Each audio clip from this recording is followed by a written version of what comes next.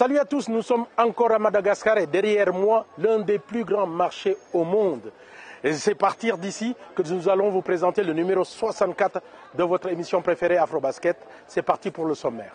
Au sommaire de ce 64e épisode, Souvenir, Dakar 2012, ensuite Championnat des U17 garçons Dubaï 2014 et enfin les éliminatoires des clubs champions 2014, zone 5.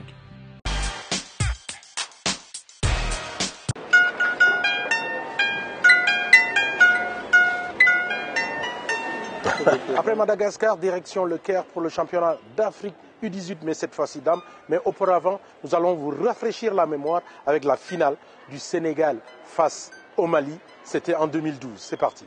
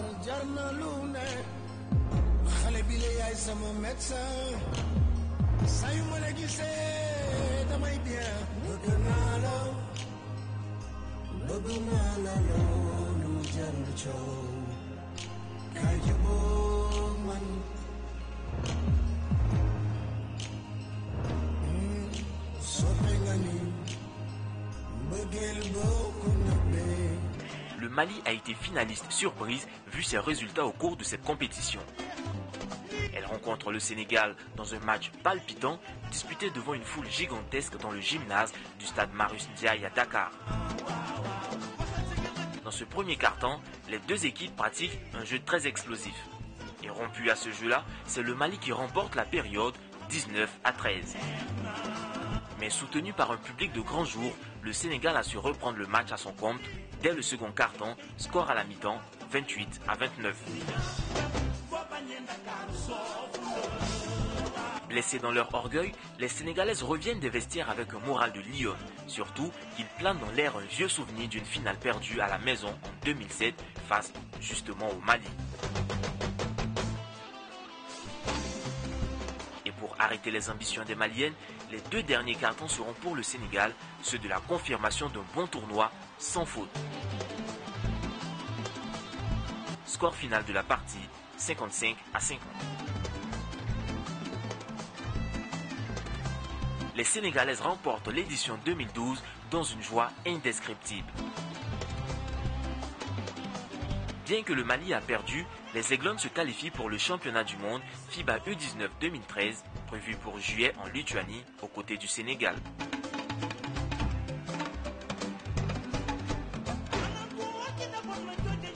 Vous savez, cette équipe féminine, comment elle a montré, cette équipe est uniquement très forte.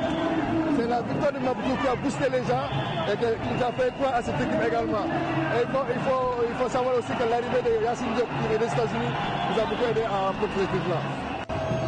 Je suis trop ému parce que dans Dakouli, j'ai toujours rêvé de porter le maillot national et de représenter mon pays. Quand ici je prends la Coupe d'Afrique, je suis plus que fier de moi, je suis fier de mon pays. Destination maintenant Dubaï où nous jouons le championnat du monde des U17 garçons avec nos deux représentants, l'Égypte et l'Angola. Qu'ont-ils fait? On regarde le résumé de leur performance. L'Angola et l'Égypte ont été les deux pays africains présents au championnat du monde masculin FIBA des moins de 17 ans qui s'est tenu du 8 au 16 août 2014 à Dubaï, aux Émirats Arabes Unis. L'Égypte, l'équipe africaine la plus expérimentée de cette compétition, puisqu'ayant participé à toutes les éditions, 2010 à Hambourg et 2012 à Kaunas, n'a pas réussi l'exploit de se qualifier pour les quarts de finale de la 3e édition de cette compétition.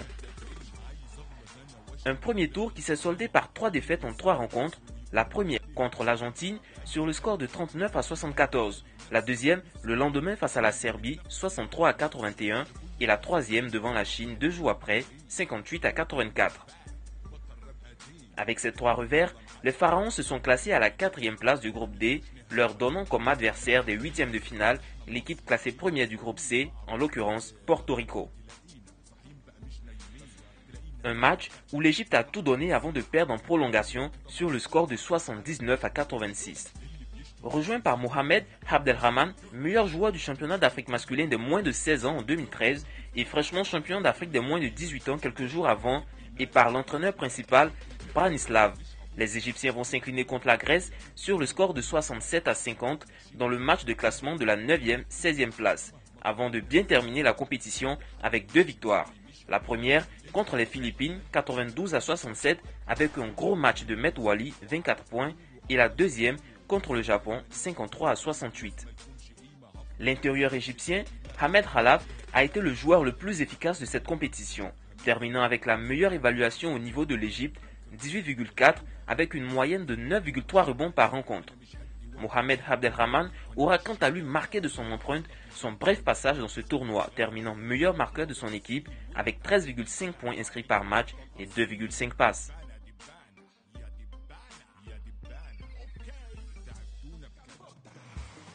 L'Angola, qui était à sa première participation dans cette compétition, a terminé à la 11e place avec un bilan de 3 victoires pour 4 défaites. Après un bon début de compétition, soldé par une victoire lors de sa première sortie contre les Philippines, 82-72, les Angolais vont s'incliner à 2 reprises. D'abord contre l'ogre américain sur le score de 99-56 et ensuite contre la Grèce 51-62. L'Angola va donc terminer à la 3e place du groupe A, mais va tomber sur un gros morceau en 8e de finale qui n'est autre que le Canada. Il n'y aura pas de miracle, les Angolais vont s'incliner sur le score de 59-106. Les Palancras Negras, n'ayant pas dit leur dernier mot, vont battre les Émirats Arabes Unis sur leur terre 89-47 dans un match de classement comptant pour la 9e, 12e place. Mais ils seront stoppés dans leur lancée par l'Italie 77-71 avant de prendre leur revanche sur la Grèce 59-61 pour terminer à la 11e place du tournoi. Meilleur marqueur de son équipe avec une moyenne de 14,1 points, Silvio de Souza aura été le top performer de son équipe avec une évaluation de 14,9 points. Sans oublier l'apport considérable de Bruno Fernandes au rebond, 10,1 rebonds par match.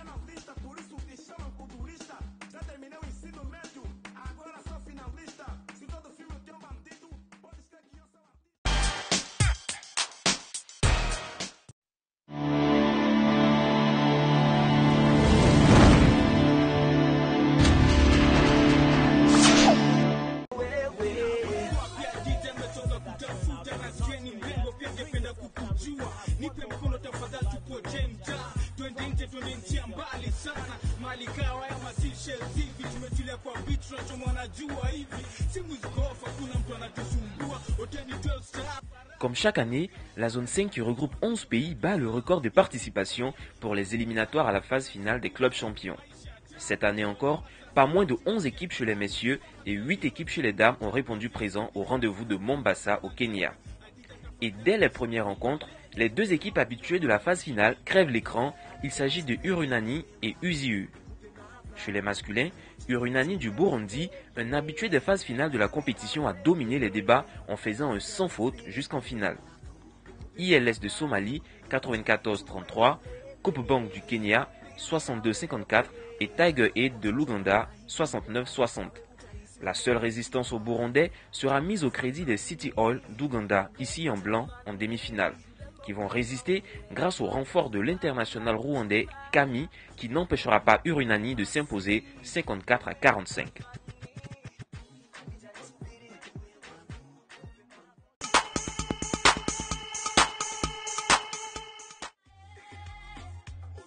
La finale de cette année oppose KPA du Kenya en blanc à Urunani du Burundi en bleu.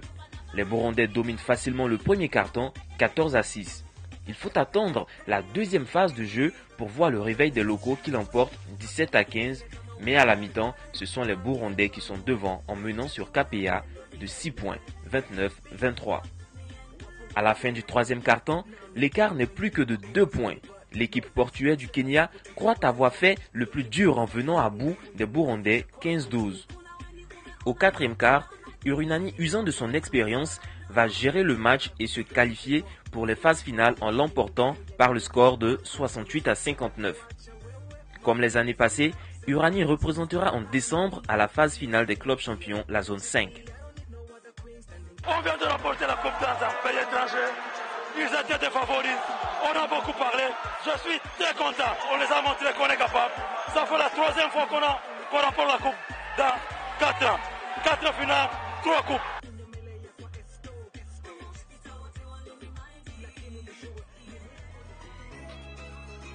Chez les dames, c'est un autre habitué des phases finales qui s'illustre par un sans faute dans son parcours.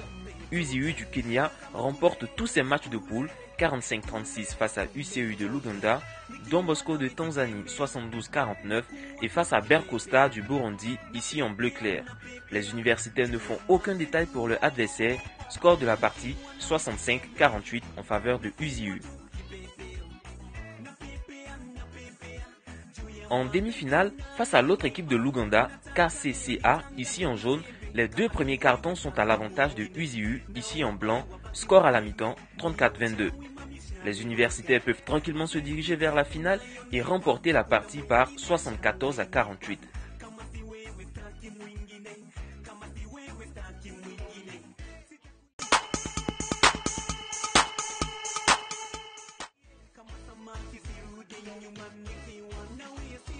La finale de cette année oppose deux vieilles connaissances. Écoutez plutôt.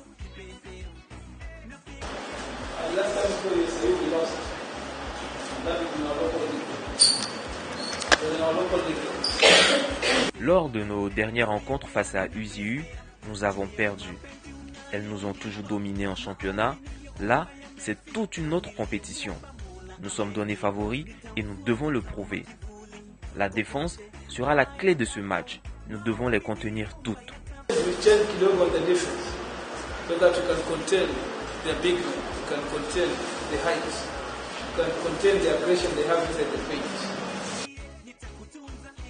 En réalité, mis à part ce premier carton où KPA oppose une résistance face à UZU et ne perd juste que d'un point, 12-13, le reste n'est que travaux pratiques pour les universitaires.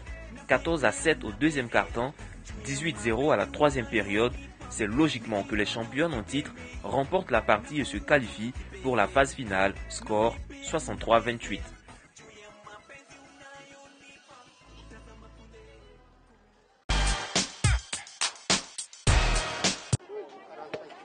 Voilà, Afrobasket c'est fini, on se retrouve lors de notre prochain numéro. Allez, ciao.